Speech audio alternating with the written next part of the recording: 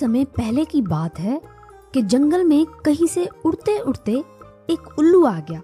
वो बेचारा बहुत ही मासूम और सीधा साधा सा था।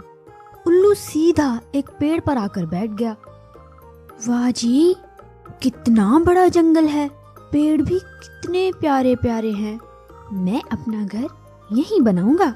मेरे ख्याल से मेरे घर के लिए ये पेड़ सही रहेगा। लेकिन साथ वाले पेड़ पर बैठा मटकू कबूतर भी ये सारी बातें सुन रहा था। पक्षी हो और उल्लू से ना डरता हो, ऐसा कैसे हो सकता है? अरे ये तो उल्लू है, और है भी देखो कितना बड़ा। मुझे सब पक्षियों को इस बारे में बताना चाहिए, ऐसा ना हो कि ये हमारा कोई नुकसान कर दे। मटकू वहां से जल्दी जल्दी सीधा बबली के घर जा, जहाँ बाकी पक्षी भी जमा थे।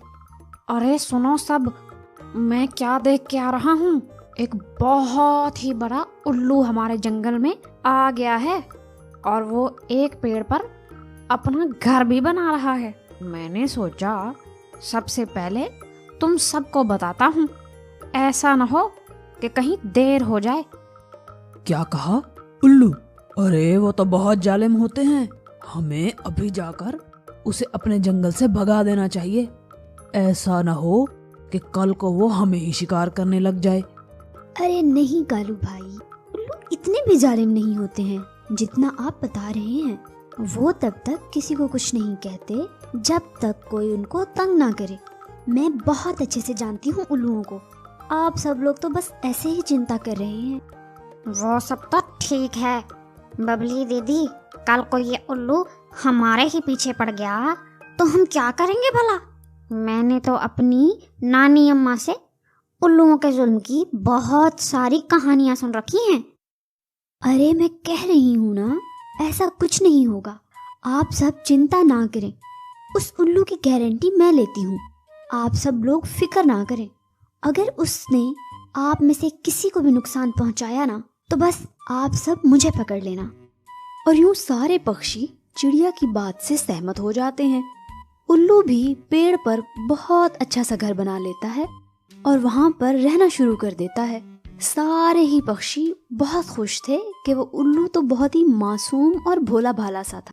लेकिन तभी कुछ यूं हुआ कि जंगल में सूखे का मौसम आ गया। सूखा भी ऐसा कि उसने जंगल में कुछ भी खाने लायक नहीं छोड़ा, न पीने लायक पानी। जब काफी समय तक सूखा खत्म ना हुआ तो सारे पक्षी एक जगह जमा हो गए। देखो भाई, आप सबको तो पता है कि सूखे का मौसम आ गया है।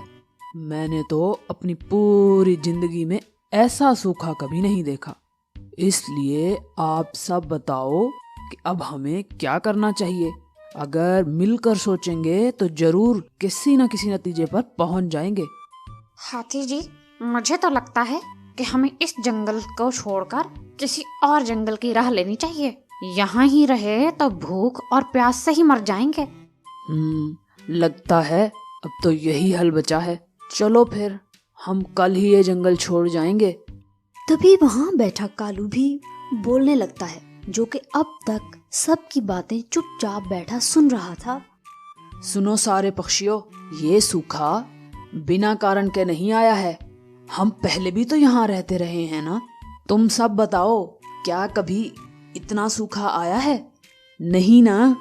क्या कहना चाहते हैं कालू जी? जरा खुलकर बोलें।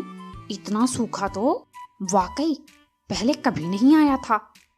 आप सबने तो सुना होगा, मुझे भी मेरे दादाजी बड़े कालू जी ने बताया था कि बेटा, ये उल्लू पक्षी जो है ना, बहुत ही मनहूस होता है। जहां भी जाए वहां सभी उजड़ जाता है। और आप सबको तो पता है कि हमारे जंगल में भी एक उल्लू आया हुआ है, तभी से ये सूखा भी आया है। सुना तो मैंने भी यही था, ये उल्लू बहुत मनहूस होते हैं। शायद तुम ठीक कह रहे हो कालू, वो उल्लू ही मनहूस होगा। लेकिन बड़े हाथी जी, कोई भी जीव या पक्षी भला मनहूस कैसे हो सकता है? हम गलत समझ रहे हैं। और फिर सारे मिलकर उल्लू के घर चले जाते हैं और उसे डरा धमकाकर वहां से भगा देते हैं।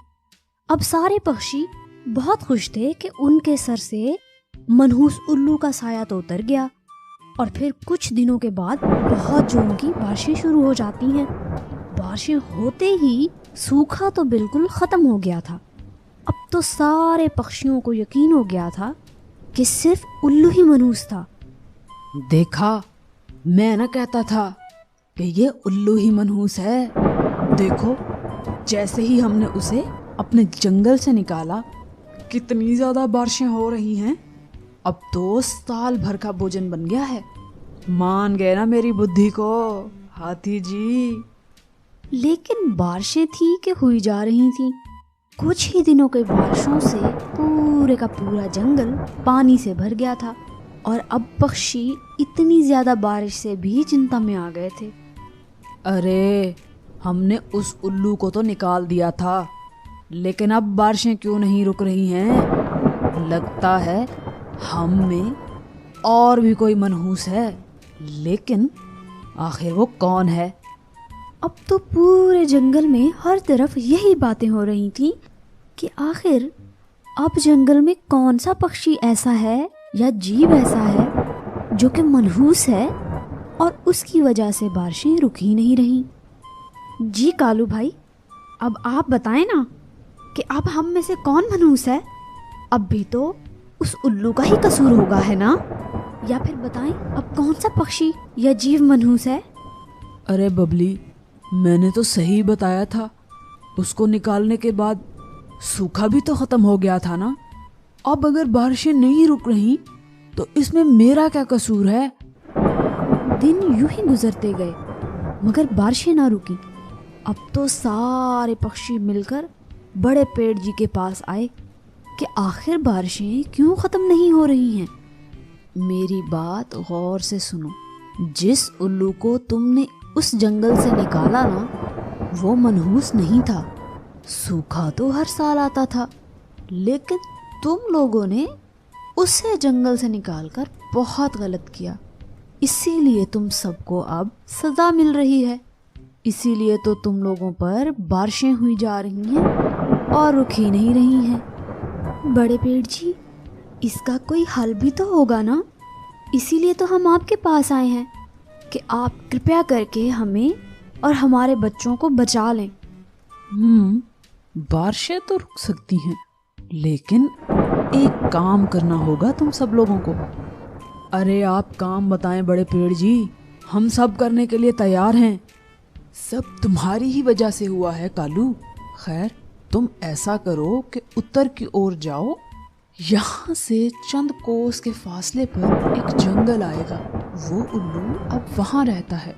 अगर तुम सब उससे माफ़ी मांग लो तो तुम लोगों के जंगल में बारिशें रुक सकती हैं, वरना ये बारिशें कभी नहीं रुकेंगी।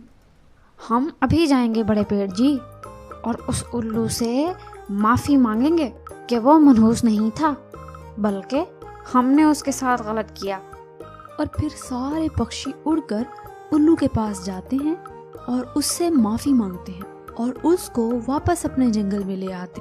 अब तो बारिशें भी रुक गई थीं और फिर से सारे हंसी खुशी मिलकर रहने लगे थे। हमें सीख मिलती है कि कोई भी जीव या इंसान या कोई भी पक्षी मनहूस नहीं होता है। हमें कभी भी किसी को मनहूस नहीं कहना चाहिए।